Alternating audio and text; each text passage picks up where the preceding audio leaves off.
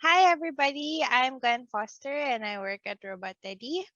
I do business development and production, and I'm here to talk about personalized pitches.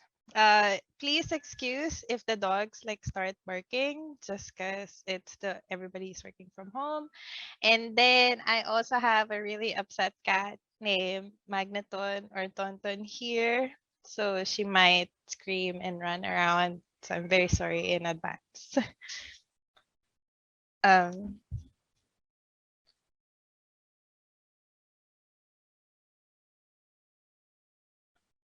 so personalized pitches.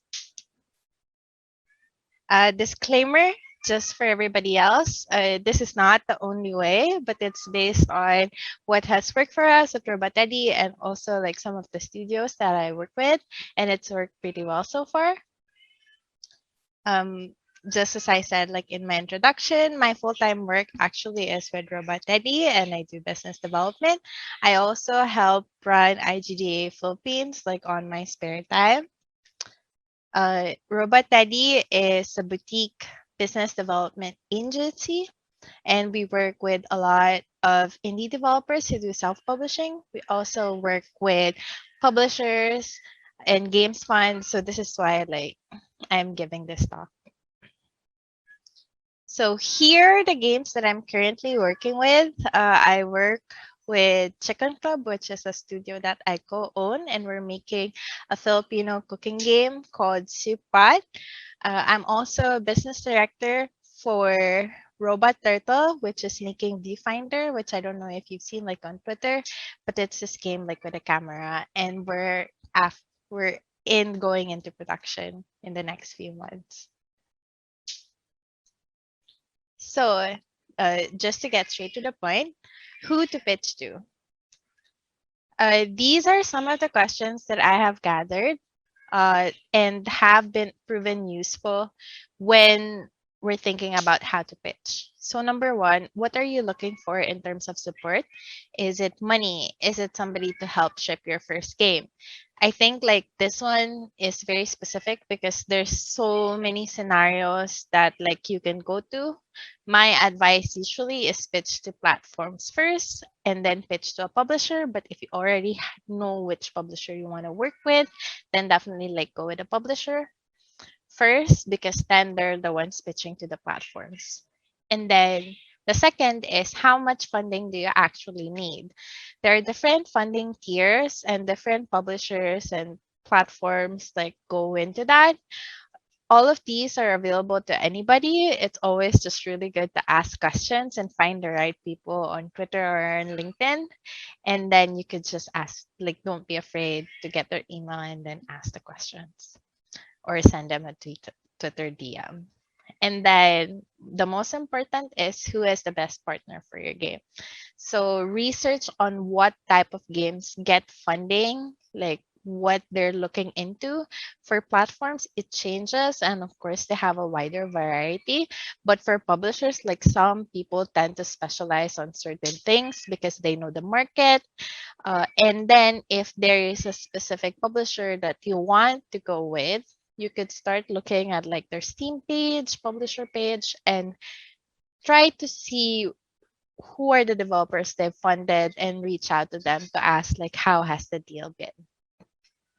Platform pitching. So third party publishing deals, this is where the platform is directly your publisher. So an example of this is ID at Xbox, Sony, Oculus, and this is essentially where you're self-publishing but they're funding the game. Another is subscription deals where your game will be made available to a lot of players. This is your Xbox Game Pass, Humble Choice, PlayStation Now. Of course, there's a world where you could get third party publishing deals and then negotiate for a subscription deal later. The difference with this is that third party publishing deals usually are just development funding, while subscription deals are treated as profit depending on the region that you're in and your profit tax laws. So the other one is marketing support pitching. So the perfect example for this is Nintendo Indie World, where they essentially market your game to everybody in that already has a big audience, and I'm pretty sure that everybody knows that Indie World is one of the shows that people like go to. So, and then it's also good to ask because from time to time, platforms will actually have diversity funds.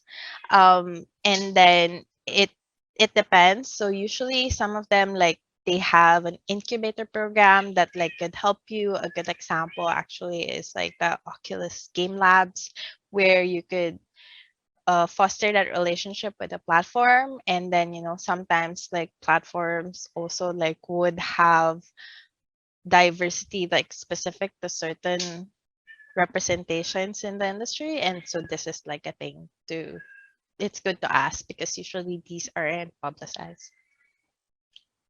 So what platforms do? What they don't do is day-to-day production, so they can't help you with Jira, bugs, and tracking, and any of those.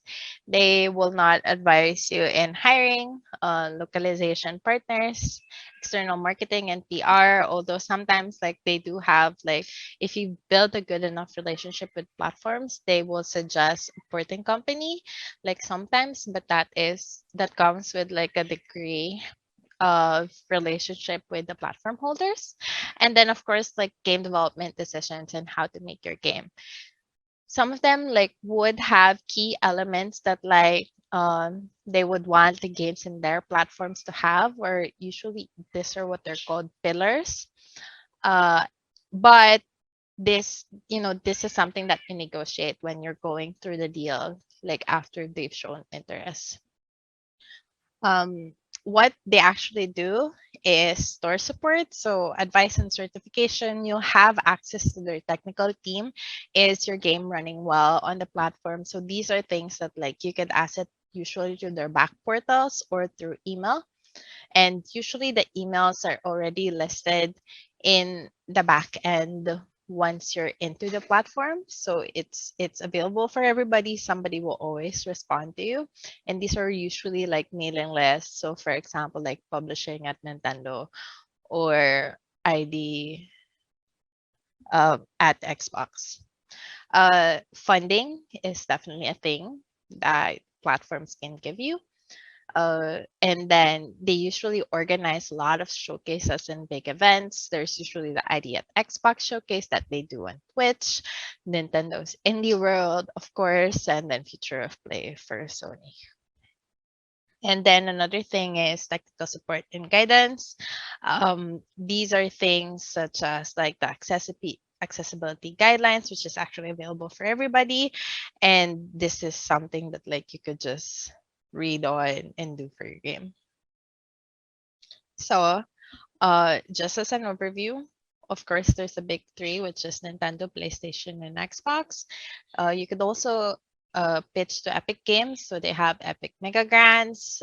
You could also do explore if Epic um, Epic funding your game and being an Epic exclusive.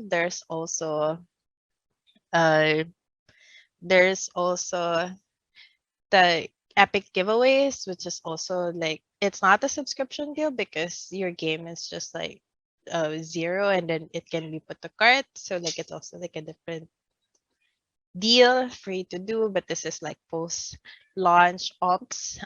Stadia, before like we've pitched to Stadia, I actually have no information recently about Stadia deals, but it's also a subscription service.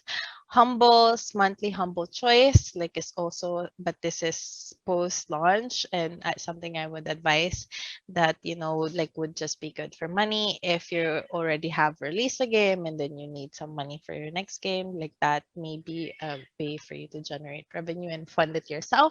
And then Oculus. So pitching to publishers. The thing with this is that there are a lot of things to consider. So platforms are definitely like my go-to. That's what my instinct tells me is to always show platforms. But this is because like I've cultivated a good enough relationship with all of the studios that will work at Robot Teddy, and I feel just confident like sending them a Twitter DM or an email about questions. But like for a lot of people, especially if you're a first time game developer releasing your game, then usually the instinct is to go to publishers. So, what do publishers actually do? This is something that you have to research on. Again, going back to the question, like what kind of support do you actually need? So, some publishers do quality assurance, supporting localization, voiceovers, age ratings, which I do a lot, submissions to platforms, which include certification and then functionality testing, also under quality assurance. They also help production. So usually you would be assigned an external producer. They get you dev kits, platform deals. So essentially everything that like I told you earlier, they showcase your games and events and enter it. They also do marketing and press, focus testing, community, socials, analytics, market research, sales support after once you launch your game, awards, and then also a lot of resources internally. So why would you go with with a publisher? Um, you need a lot of help. You don't want to deal with any of the things that I just told you. And it's your first time releasing a game and then you don't know what to do. Like having a publisher like would really help so much. It's also very important, if you want to focus on game development itself, because everything that from shipping a game to getting it on different regions, physical release and stuff like that, publishers will think about. And then you want somebody to be there with you to guide you, like, a community of support and support network. And then most definitely, like, publishers understand the market that your game has, which is why they would sign your game in the first place. And here is my other side is that why not go with a publisher? If you already feel confident and you want to learn everything, like it's really hard, as somebody like who went with self-publishing. But if that's what you want to do, like definitely, maybe a publisher isn't what you need. With that in mind, you have to build yourself a good support system, porting partners, localization, PR and marketing, voiceover, somebody in your team to do age ratings. If you also already know and have a good grasp of your market, then definitely maybe a publisher is not for you and you could do with platform funding only. And then, of course, if you're confident in your game development journey and stuff like that. So if you don't actually need a publisher, then, oh, wait. So these are actually some publishers that I like. Like, I really love Raw Fury, Devolver, Annapurna, Whitethorn Games, who like fund a lot of wholesome game content.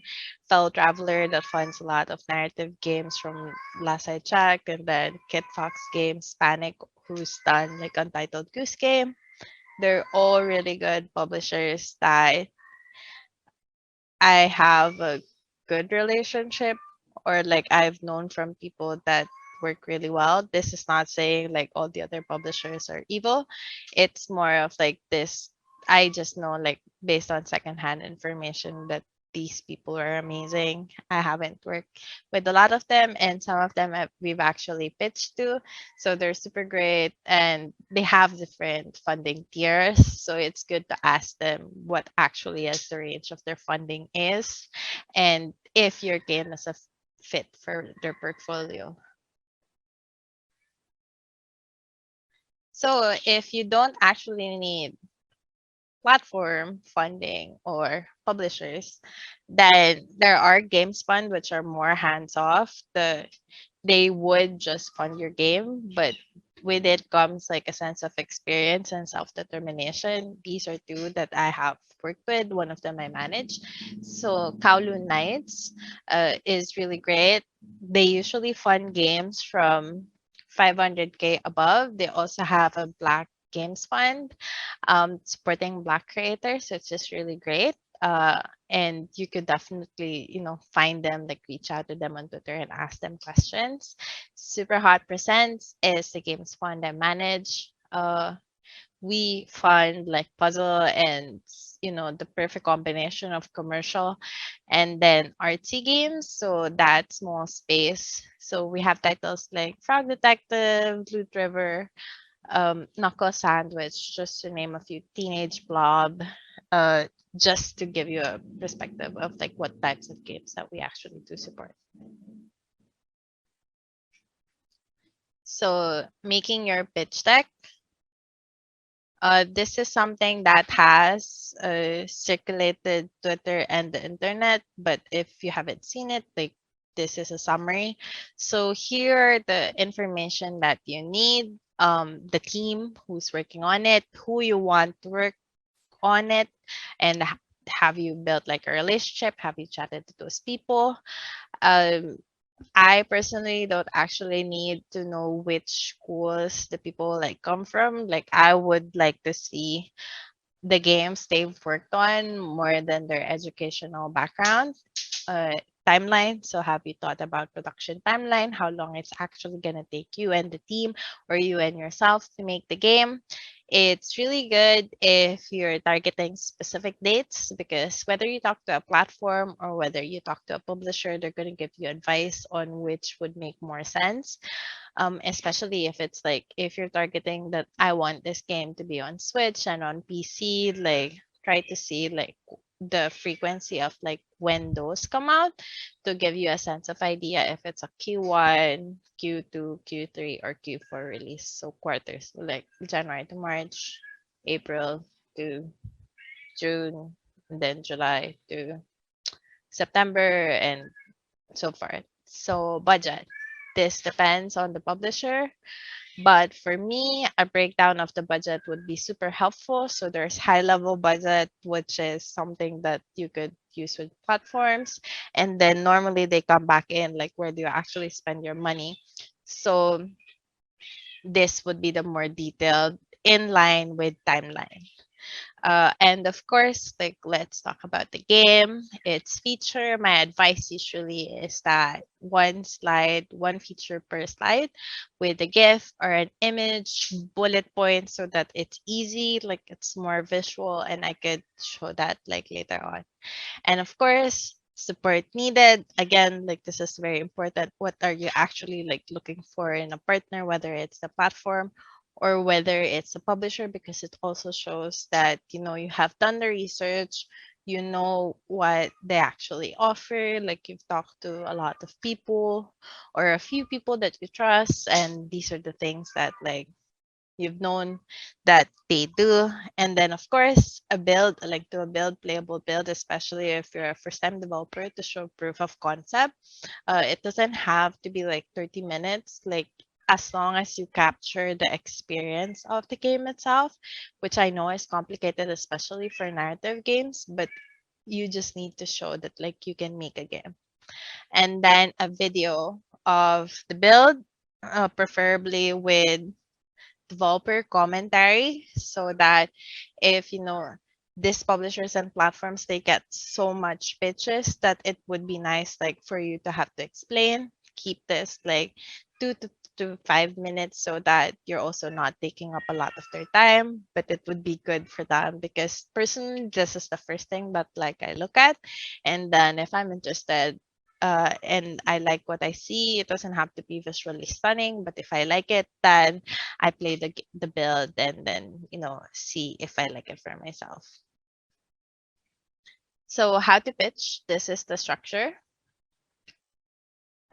Studio name, then as a developer, when it was founded, what kind of games you make or what you want to make, and then every slide have the website and the Twitter handle, which I feel like are two of the, and TikTok, like which is now becoming like a big thing in games and a good marketing tool.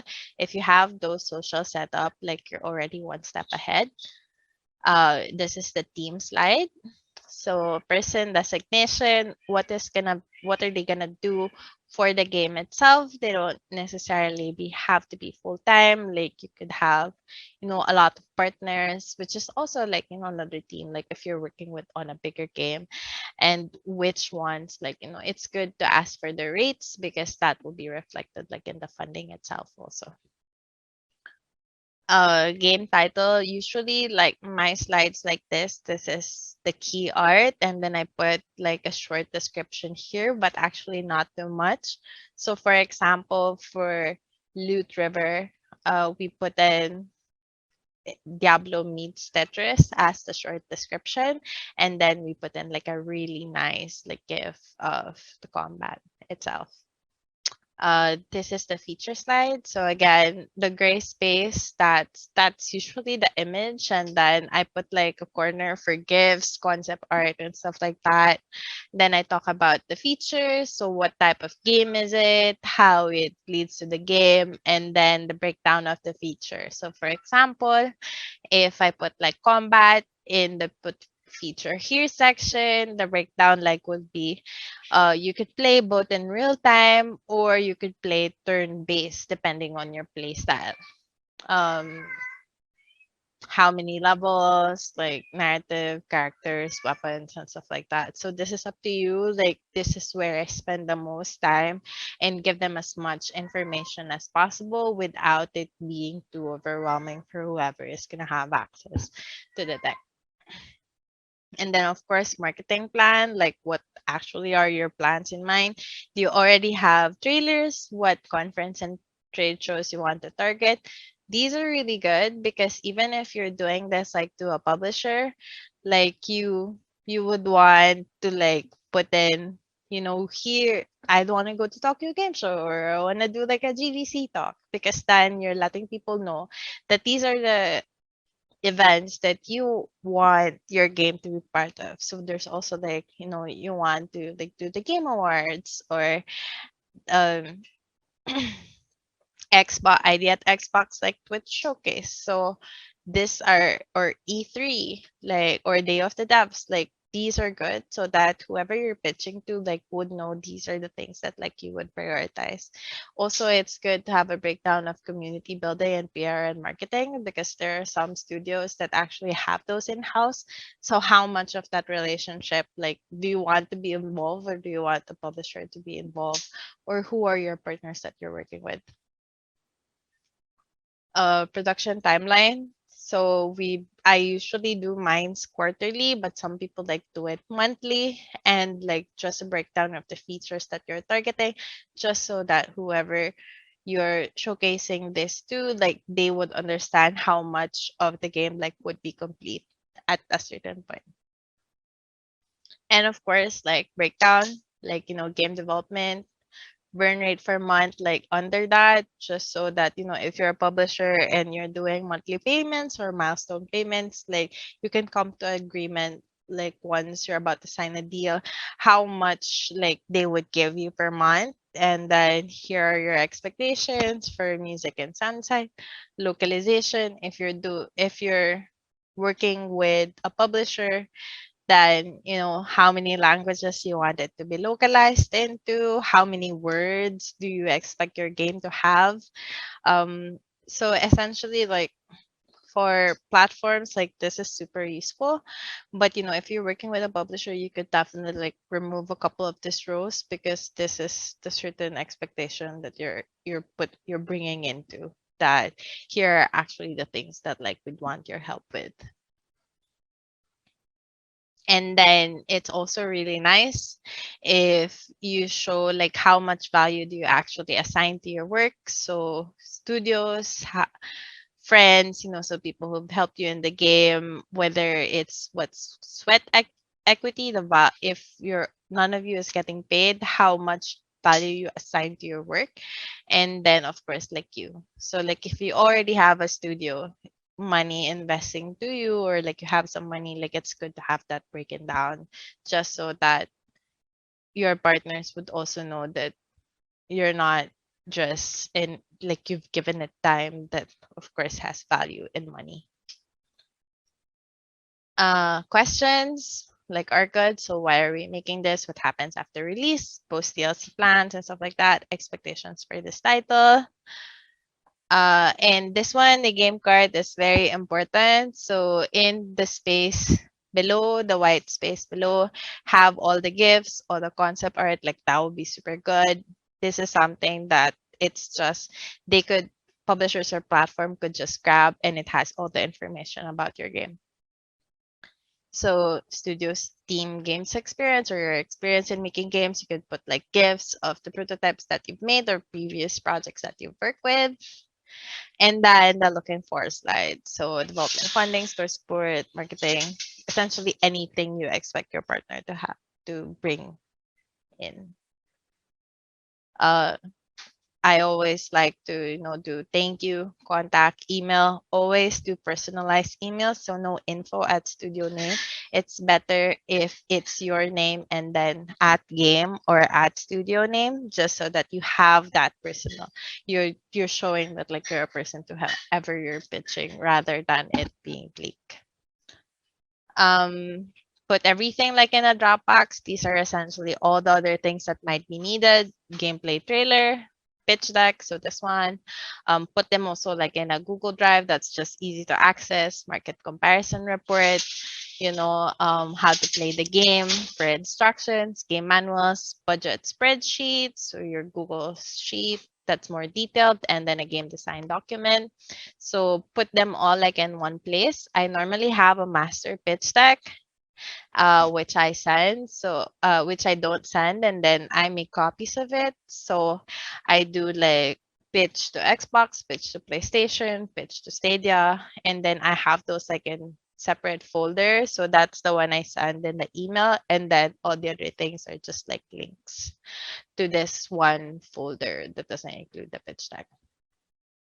So this is an example of a template, who you are. It's very important to introduce yourself. If you work on previous projects, like that's also good. How you got introduced to this person. If somebody like, I got your contact from this certain person, a good reference is also a good thing. GIF of the game, again, like visual, just so that like you catch people's attention. More information on the game, tagline, genre, elevator pitch, sell it, budget, what you actually need, additional information, all the drop link, and then let us know if you have any questions. And then also provide another contact option, just, in case you're not working on the game alone. So this is actually the email that we sent out. So for the game Supay, we hope that, we said that like we made this demo, putahe ng ina mo, and then at the time like we were a 3-woman studio based in the Philippines. We tweeted a month ago. It got 550K views on Twitter and 40K retweets. We're asking for this much money to help fund our development, then paying for services of supporting PR and marketing. We think we're a good fit because this and that. The game is silly, experimental, it's fun. And then I'm sending you all the information you need. So the bullet points. So pitch deck, game build, gameplay video, design outline, budget breakdown, how to play the game. Let us know if you have any questions. If I'm not available, you could also contact my partner, Trina, for any questions, and then I signed with my name. So one thing that I personally like to do, and this is why I like the talk is personalized pitches, is that I do have that master pitch deck, but at the start or at the end, I always make something from or have somebody from the team make something that is specifically targeted to this platform. So this is from Viewfinder the game, and that we have this really cool object where you could do a lot of things like in game, but we had the Oculus logo like as a boot up because we think like that's just cool. And then for Soup Pot, we actually have, because it's a cooking game, and this is an actual bread in the Philippines called putok. So it really looked like and reminded me a lot of the Xbox logo. So we made it into, and this is the first slide. So based on my personal experience and why I usually, say yes to a game at Super Hot Presents, known because, this game is nice, but it doesn't fit the game's fund publisher or the platform. So don't feel so bad about it. Like maybe it just doesn't align with the corporate strategy of platforms. And, you should always just keep trying. Would this developer want some feedback on their deck or build?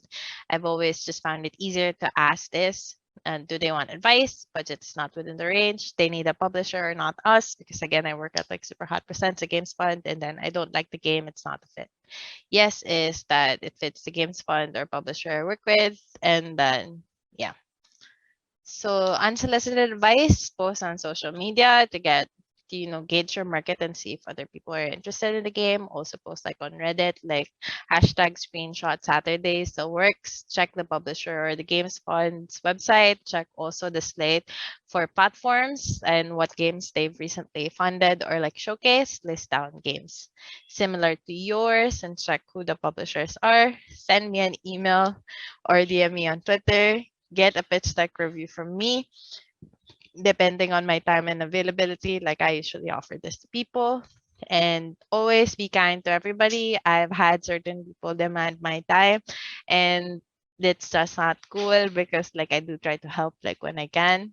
And then actually, just send your pitch at any time of the year, because people are very respectful, whether it's platform or publishers. When they have time and they review it, they will send you an email, and don't be also afraid to follow up. So yeah, thank you for listening. I appreciate all of you. I hope you enjoy Dev.Play. The organizers are amazing. And if you want to reach me, just, send me a DM on Twitter at if not now, Gwen. And then, yeah, that is the end of my talk. Thank you.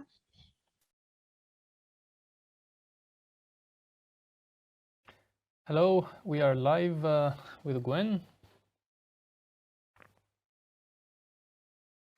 Hi, Gwen. Can you hear us? Hello. Hey, Hi. I got disconnected. no problem. Good to see you. And thanks for the great presentation. Super informative. I'm sure that template will be appreciated by developers. A few questions for you. Actually, it seems like you're ahead of me.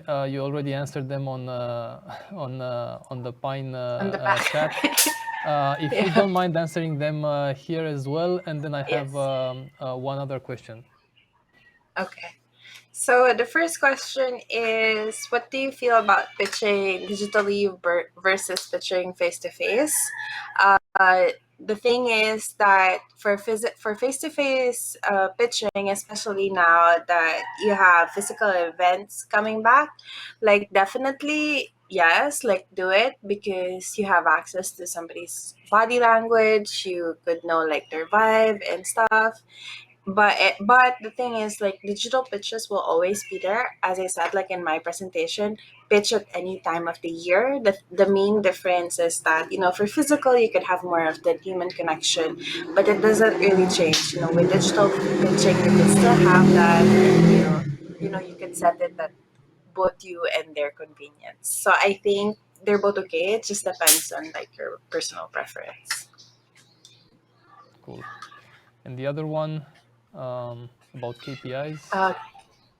Yeah, so the question is it helpful for developers to figure out a couple of key performance indicators for publishers in advance to make sure they're satisfied with the type of promotion publishers do for the game? So this is something that you have to talk about in great detail once you're doing long form agreement. So this is after like a publisher has shown interest in your game. This is something that you would put in the annex. So like you could set the expectations where, for example, okay, so we want a Twitter for the game and we want like 5,000 followers. We have this amount of wish list. Like it's good to do that, but the game market like changes a lot, so you have to always put like as mutually agreed on or like with best interest. Normally, like when you look at long-form agreements, the publisher would only say promoted with best efforts. But it's good that like you could set that, hey, you should do our TikToks and stuff like that. In terms of numbers, you could have like a goal but as long as like it doesn't also tie the publisher to that, like it should be good.